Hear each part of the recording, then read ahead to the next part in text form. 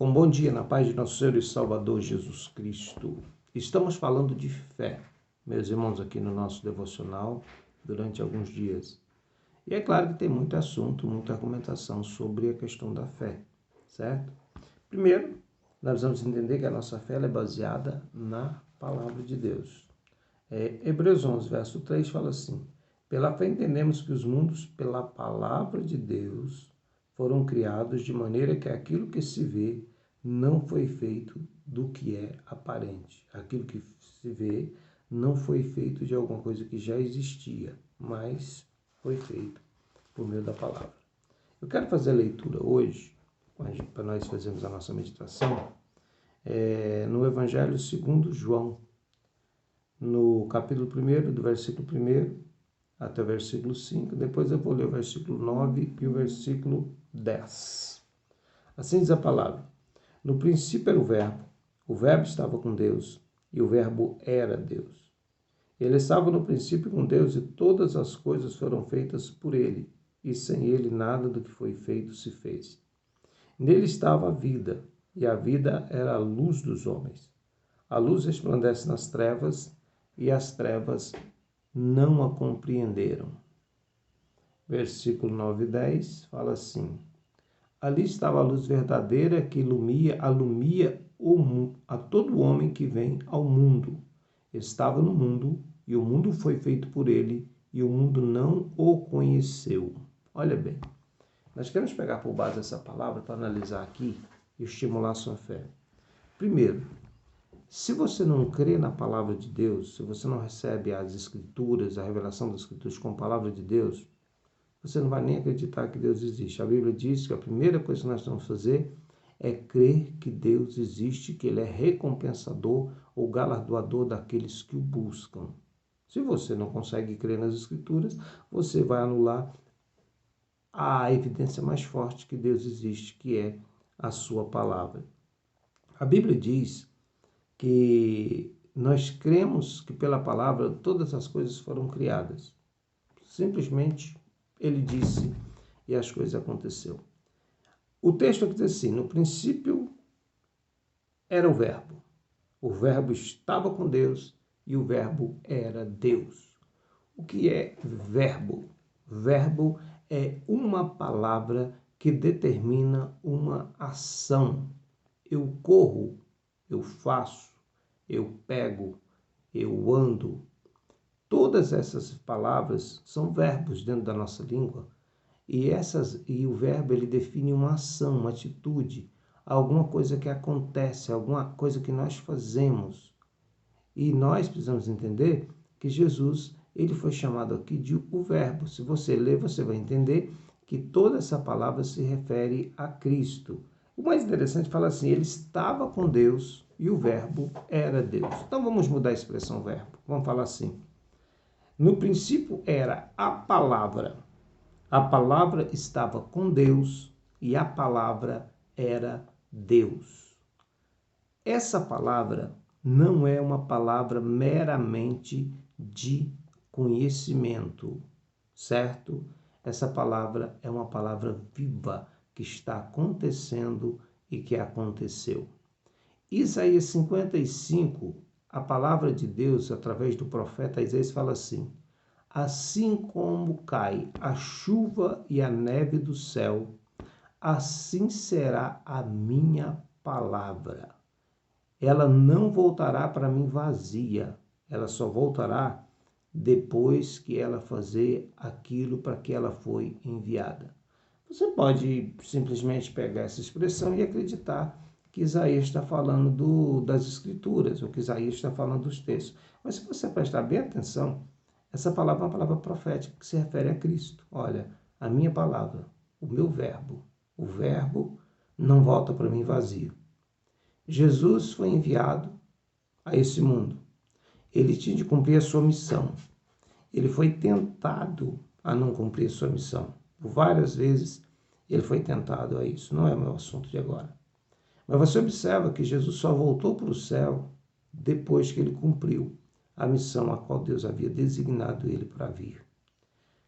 Entenda uma coisa: Jesus, ele é a vivificação das promessas das Escrituras. Se você pegar desde o livro de Gênesis até o livro de Malaquias, em todo o Velho Testamento, todos os livros, todos os escritores, eles prometeram e eles fizeram menção de Jesus. Então, as Escrituras no Velho Testamento, ela é basicamente a promessa da vinda do Messias, da vinda de Cristo e da sua obra redentora que ele realizaria nesse mundo. Lá no livro de Gênesis, ele é a semente da mulher. Lá no livro de Êxodo, ele é o cordeiro que foi morto e o sangue foi passado no umbral das portas para que o anjo da morte não matasse os primogênitos dos israelitas. Se você for andando em Levítico, você vai ver que Jesus é o sacrifício. Se você for andando Bíblia, livro por livro, você vai ver que todos os livros da Bíblia se referem a Cristo. Se você entra no livro de Esther, fala, pastor, o livro de Esther não fala de Deus. Jesus é o jejum salvador que salva os judeus daquela situação, daquela grande perseguição, mas todos os livros vão profetizar Jesus. O nascimento de Jesus é quando a palavra ou a promessa se torna viva. É isso que eu quero explicar para você. Nós entendemos o termo palavra no grego em duas palavras diferentes. Uma delas é logos. Logos é o conhecimento literal das Escrituras, o conhecimento histórico da Bíblia. Tem pessoas que conhecem a Bíblia de uma forma literal. Ele leu, conhece as histórias, então ele tem um conhecimento logos da Bíblia. E esse conhecimento, ele às vezes não pode produzir ao que nós esperamos, ele não pode trazer à existência as coisas que não existem. Porque pessoas comuns, elas podem ter um vasto conhecimento. Já debati com pessoas, já vi pessoas dizer, olha, fui pregar para alguém e aquela pessoa conhece a Bíblia muito mais do que eu. Conhece o logos da Bíblia, mas não conhece a outra palavra grega que se traduz por palavra que é rema. Ele não conhece a palavra rema da Bíblia. Eu quero mostrar para vocês que o nascimento de Jesus é basicamente a revelação da palavra rema. Ele vai nos dar a entender, dentro do grego, que a palavra se tornou viva, ela se tornou fato, ela deixou de estar nas páginas, ela deixou de estar no conhecimento histórico e ela passa a existir de forma vívida, ela começa agora a acontecer. A Bíblia tem cerca de 8.000 promessas. Eu já falei isso. Nem todas essas promessas elas vão se cumprir na minha vida ou na sua. Ela vai se cumprir, todas elas vão se cumprir e muitas delas já se cumpriram, literalmente, mas todas essas promessas elas fazem parte da Bíblia. Agora a diferença está numa questão. Quando é que uma promessa bíblica ela se torna viva, como Jesus se tornou vivo quando ele nasceu para ser crucificado? Quando é que uma das promessas da Bíblia se tornam vívidas na minha vida? Nós estamos falando de fé. Eu quero te falar que somente a fé ela consegue dar vida a essa palavra. Somente a fé ela pode tirar as promessas das páginas da Bíblia, do conhecimento normal e fazer ela se tornar um fato, vir a existir na nossa vida. A palavra de Deus ela é uma revelação de conhecimento extraordinário, mas nós não podemos ficar simplesmente no conhecimento. Eu conheço alguns textos da Bíblia, mas sabe qual que é o mais importante? Eu crer nos textos da Bíblia. O mais importante e mais desafiador é eu pegar essa palavra e fazer ela se tornar viva, real na minha vida, ela acontecer. Eu acho que a palavra certa é essa. As Escrituras e as suas promessas precisam acontecer na sua vida. Se Deus falou que cura, Ele cura, mas para muitos é só uma palavra, é só logos, é só uma palavra que foi dita na Bíblia.